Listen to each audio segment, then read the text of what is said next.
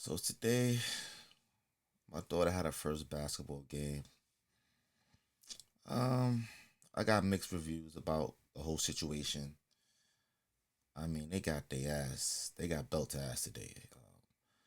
They lost like 40-9 or something like that. It was a learning lesson. I seen my daughter trying. I'm proud of her because, listen, at sixth grade, I got cut out and make my team. So at least she made the team. So I got to give her credit where credit's due. You know what I mean? But I'm going to ask a question. Do I push her or do I let her come for me for the help to get better? Because I know some couple of drills and things that can get it better, especially with shooting and dribbling and stuff like that. But one thing I don't want to do, I don't want to live out my dreams to my kids. I'm not gonna force that on my kids. I want them to want it more than I want it. But damn, they got their ass beat today. But I will always be there to support my daughter with anything she wants to do, and that's what a father is supposed to do: support your kids. So you can do it, like support your goddamn kids. Um, Parents, let's normalize this right here. Let's stop kicking our kids out at 18 years old. Let them save some money first. Make sure they learn financial literacy first before we send them into the real world. Because you send them out to the real world and they don't understand this stuff, you can set them back 10, 15 years before they figure it out. Let's give them that jump start in life. Schools ain't teaching it to us. And the black community, that's definitely not taught to us. Get out, get a job. So yeah, get out, get a job. Get the fuck out of my house. What could your kid do so goddamn bad that you want to kick him out 18 years old? Explain that one to me. I'm still confused.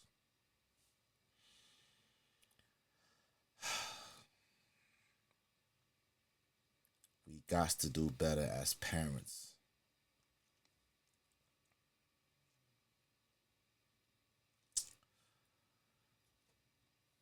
I'm just trying to make something out all this out here. I'm just trying to make a way for myself.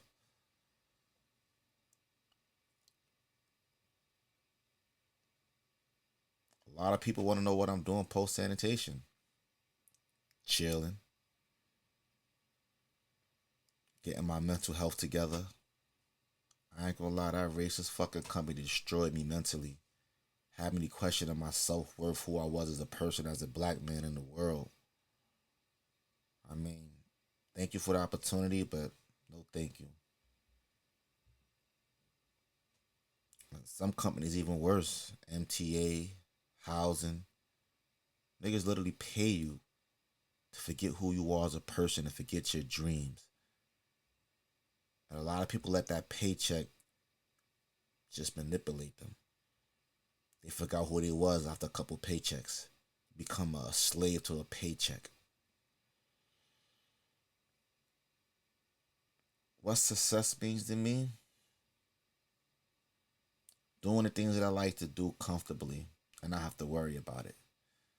Some people say success is millions of dollars, a fancy house, a yacht. One thing about God, God said, beware the people that like to be idolized. I don't want to be in a pedestal where I think I'm bigger than everybody around me. Because I'm one of you. I'm no better than nobody. I bleed just like you. You know? False gods or false prophets. People want to be idolized over shit like this: a chain, a watch, car. So it's a small minded thinking people. I guess it's a status if you want it, but who you really stunting on? You stunting on your black and brown people because they don't got what you got, trying to make it feel like they're beneath you. You can't go in no other neighborhoods and no other circles and do that. It's just a car. You going around a bunch of millionaires, it's just a car. They ain't even driving stuff like that. Like, good for you. I guess that's where the niggerish ways come out in a lot of us. And it took me a while to get out that mindset of being a nigga. For real talk. Yeah, I got a house. I don't have the biggest house. I got a decent house. I got 4 rooms, a basement, a detached garage, a backyard. I could park 3 cars on my driveway.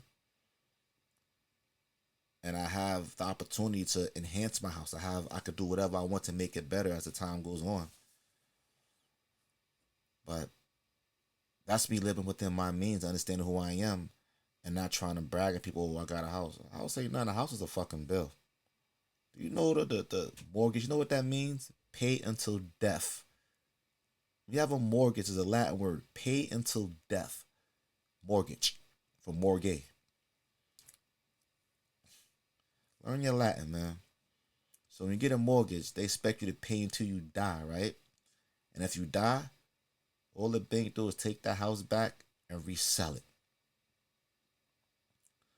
I will say this: if you get into a mortgage, pay attention to your equity in your house.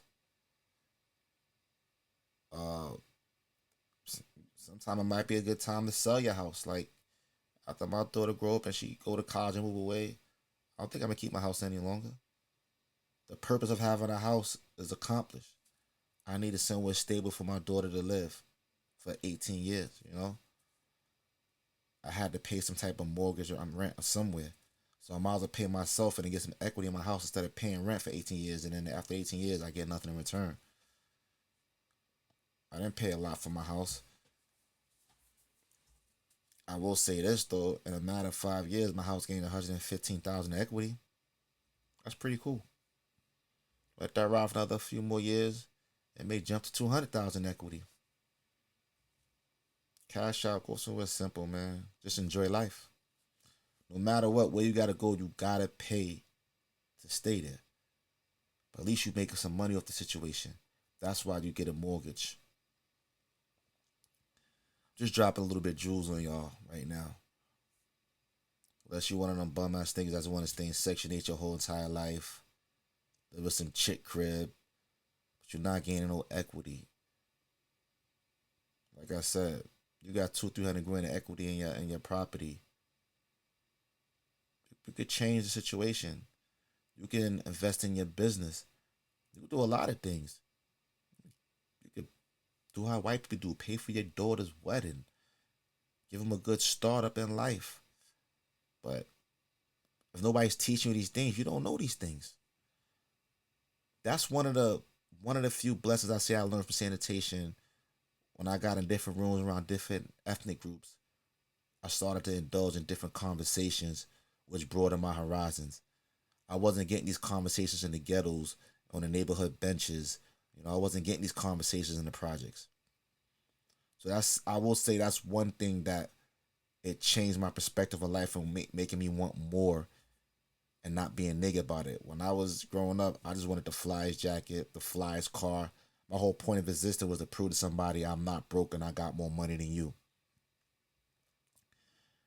And that's a domino effect because then if I'm going around like that every day, I'm offending people. I'm making people not like me for just being what I was taught to do, be flamboyant. It's not cool all the time, man. Be yourself, be humble, man. You don't really know what people even going through in life. People who know me, who really know me, I help anybody. I just don't like being taken advantage of. You know what I mean? A little bit of life lessons for the day. I'm just talking. Um, CJ, where'd you see it? I mean, I got so much I could talk about, and we gonna get into it one by one. Um, Home ownership, financial literacy, and again, owning a home is not for everybody. Homes cost money. You gotta upkeep it. You gotta do your research. That boiler break, you gotta repair it. You know, that fucking that pipe break, you gotta repair it. That leak, you gotta fix it. A leak in the ceiling, you gotta fix it. Yeah. No landlord, you can't call a landlord no more. But I think as any man, and I think that's part of the problem too. They took our skills away by giving us a check. So men forgot how to be carpenters. They forgot how to be plumbers. They forgot how to farm.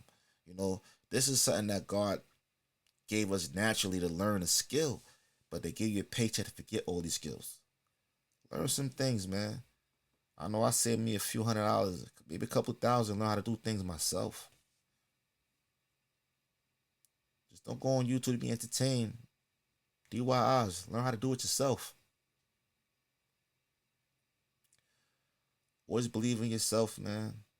Never doubt yourself. People pay you money to doubt yourself.